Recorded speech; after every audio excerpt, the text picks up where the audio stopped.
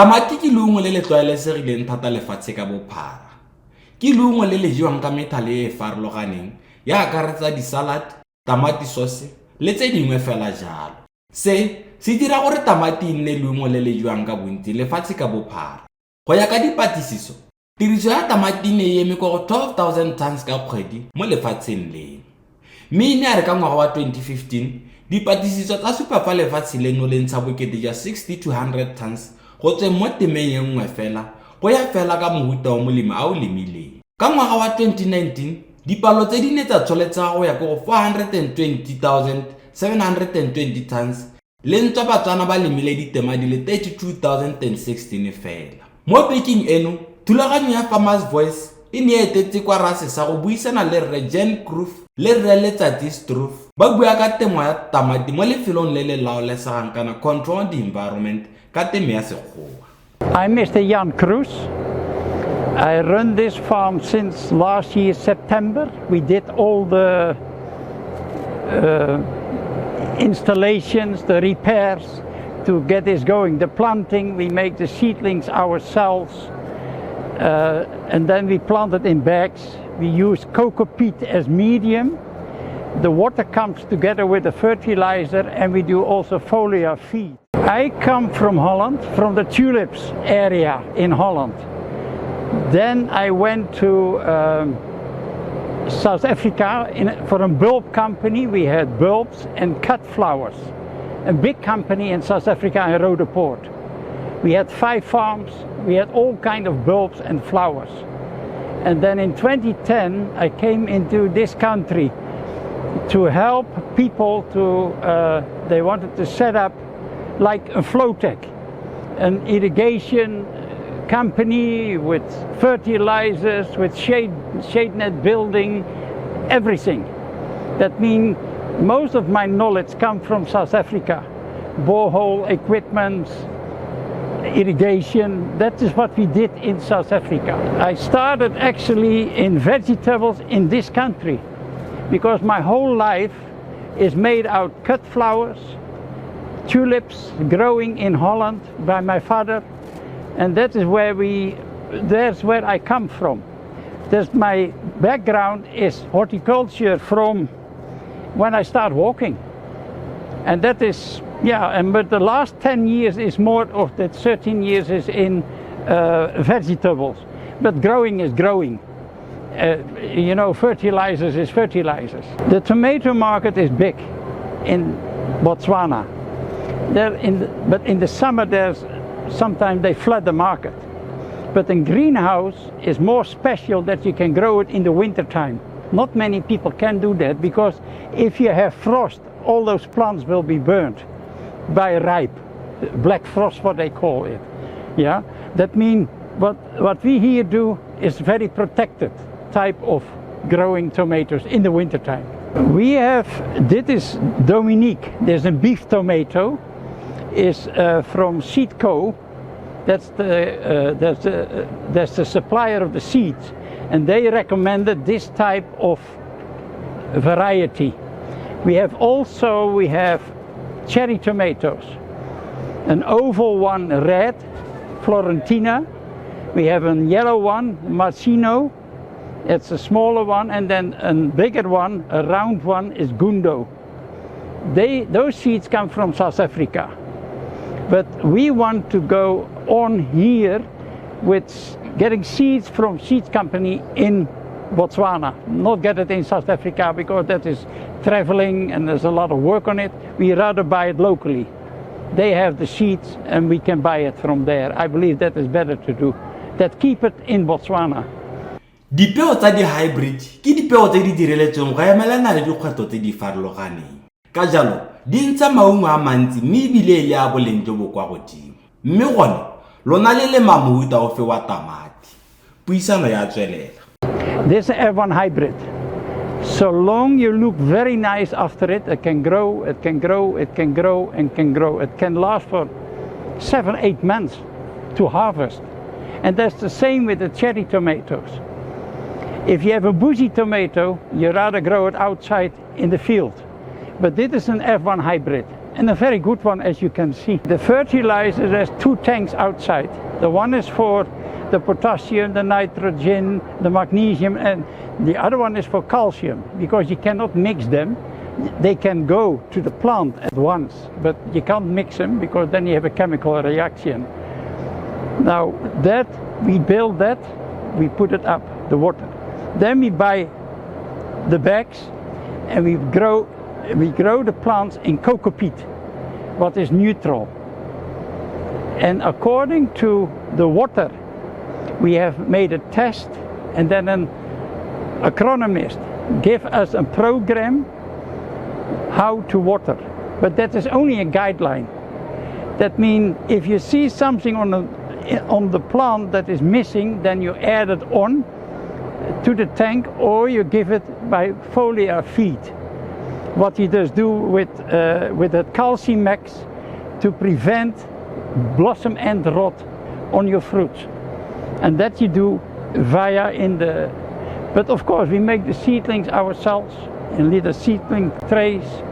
You look after them, you give it the nitrosol, you give it other fertilizers that it can grow nicely, and then you start planting the 1 for 1 for 1. Then they are that big. And then after 2 months, we are now 2 months in this growing period of this crop. This you can grow in wintertime.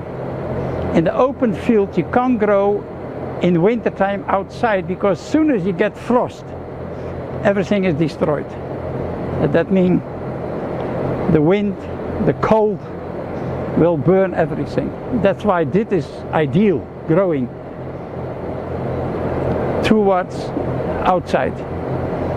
But it is an expensive type of growing style and greenhouse. This is a nice truss of tomatoes. Very nice, very healthy. Here they are coming. There's the first beds we're going to harvest. Okay. That it goes up and then we drop them.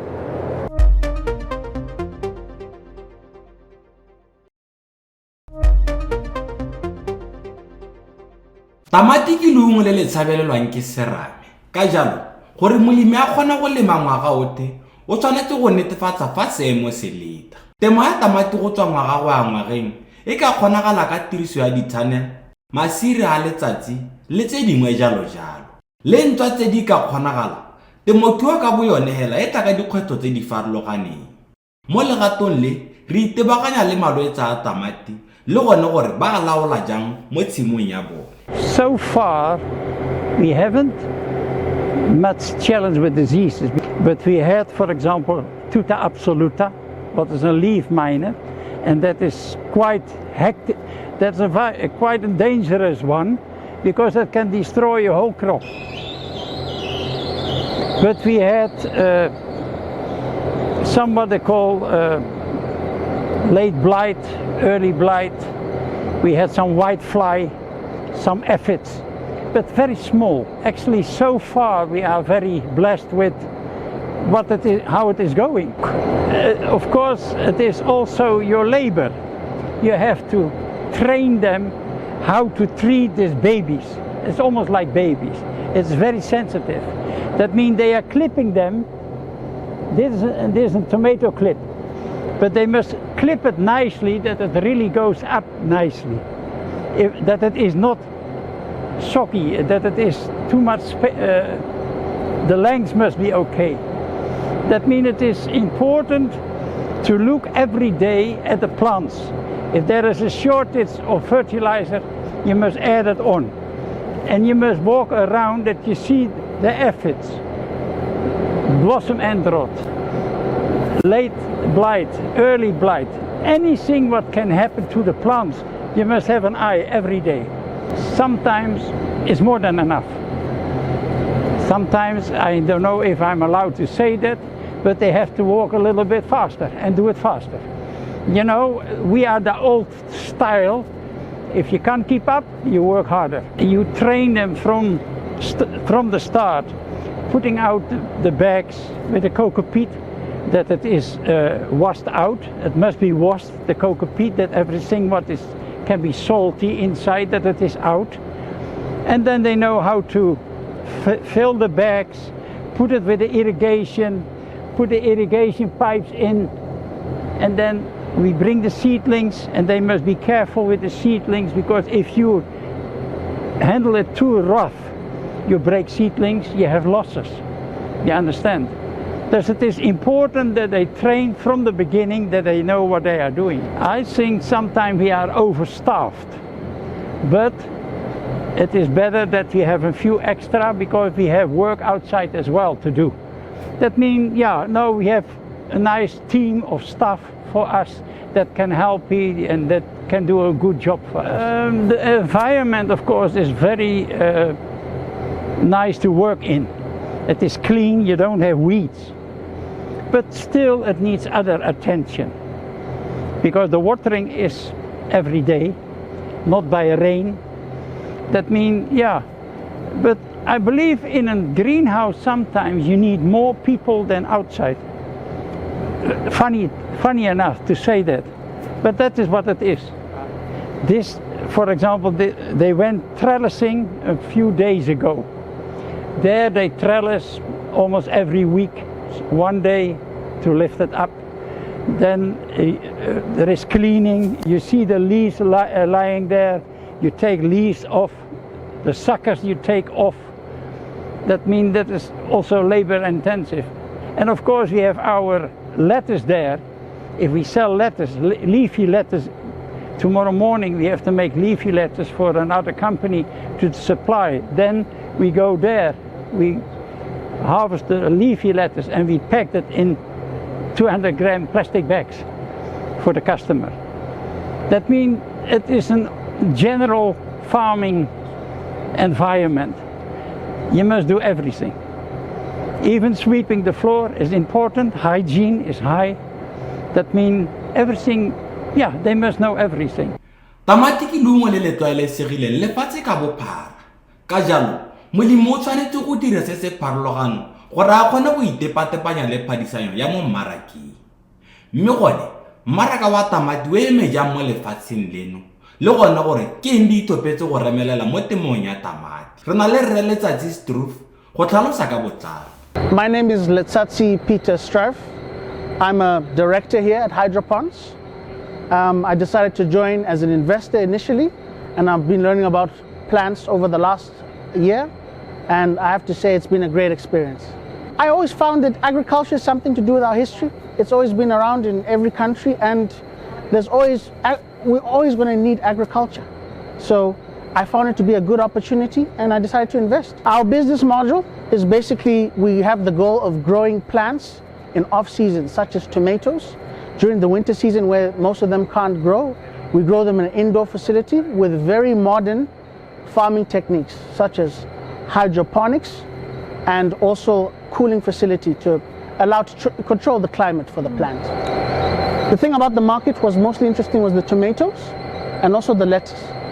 With hydroponics, a lot of things grow faster, and with the climate control, we can grow things in off-season. I mean, the tomatoes, for example, during this season of time of winter, they are growing very fast and they are growing very healthy, where if it was outside the facility, it wouldn't be as good. And from a financial market, it made sense to grow something off-season because the price would be higher and also would give something to the customer that they can't get during times like such. We want to expand, we want to grow more, we want to focus on growing our things throughout all seasons, all times. And right now, we're currently working with Seedco. We're producing seedlings for other farmers. Because our facility, they tend to grow faster and healthier, and we're going to have other farmers also grow. So for the next 5 to 10 years, hopefully you'll be seeing us around.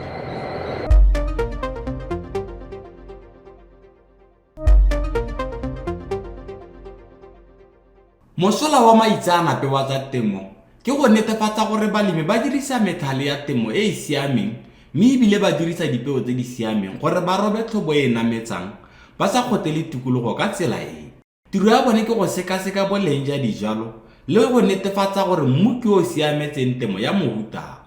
Mo legatong le re na le Rre Sejabuliso sa Mopindi go tsweng ko kompaneng ya dipeo ya Seedco gore se dimisetsa ka temo e e siameng ya tamati. I'm Jabuliso Sampindi, an agronomist from Seedco. Basically, the types of tomatoes that you can find in Botswana are varied. There's a number of tomato types that you can find in Botswana. You have your gem tomatoes, which are the elongated ones in shape. Those are mainly used for processing at places like Spedu, processing into tomato sauces and chutneys. And then you have the round beef tomato. That's the one for the housewives and the catering and everything, which also vary in terms of size depending on the market that you are targeting. The larger sizes of tomatoes will target your caterers, your fast food outlets, your restaurants, your hotels, schools, and then the smaller, medium-sized tomatoes will target maybe the housewife. Those are the ones that are packed in the 1 kg packs in the supermarket. We also have cherry tomatoes, which are the very small tomatoes, which are for household and also for the hotels and catering industries. So basically, in a nutshell, those are the types of tomatoes that you have in Botswana. This farm is a greenhouse. So basically, what it does is it provides the conditions that are needed by the crops that are grown in there. And those conditions are constant. If these crops were outside, they would be experiencing all the temperature changes, all the the wind, moisture changes that are associated with being outside. But in the greenhouse, they are under constant conditions, constant favorable conditions. So basically, they grow faster and they grow better than they would outside. There's no difference between seeds for outside and greenhouse. The crops that you see in here, except for maybe for the cucumbers, can be grown in the greenhouse, can be grown in a shade net, can be grown in the open field as well. So basically, all that differs is how you treat them and how they grow, their rate of growth in the greenhouse, their rate of growth outside. As we have mentioned, in the greenhouse, the conditions are constant. They are getting the favorable conditions all the time. So they grow faster than they would outside. So the turnaround time in your greenhouse is going to be quicker than outside, but it's the same seeds that you grow. Basically, when your roots penetrate deep into the soil, is in search for nutrients. When you water outside, when you fertilize outside, your nutrients, your water leaches and your roots search. So that's why they penetrate deeper. When you find in the greenhouse, they're grown in the containers, all the nutrients that are needed by your plant are provided in there. So the root system is sufficient. As you can see, the plants that are growing out of the containers are actually big plants, not limited to small plants. So all the nutrition they need is in there in the containers. Your tomatoes is the same family as peppers, Solanaceae family. So basically they've got a number of diseases that affect them. And the way that diseases cannot be cured once they're on your plant. So basically what you need to do if you find your plant has got a disease is to remove affected plants. But one method that farmers use is to plant hybrids or plant varieties that are resistant to the common tomato diseases that we all know. And also to do a preventative spraying or preventative maintenance of your plants. Definitely there are diseases that are common to the crops, but as I said, the farm has their program of preventative spraying to prevent those diseases from actually happening. But yes, there are diseases that are common to the crops.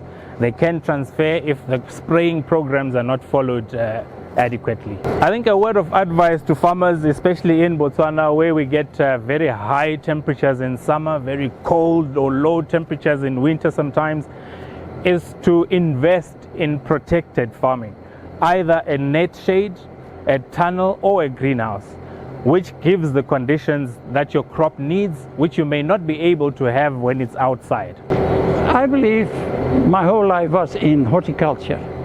I love it, it's my passion.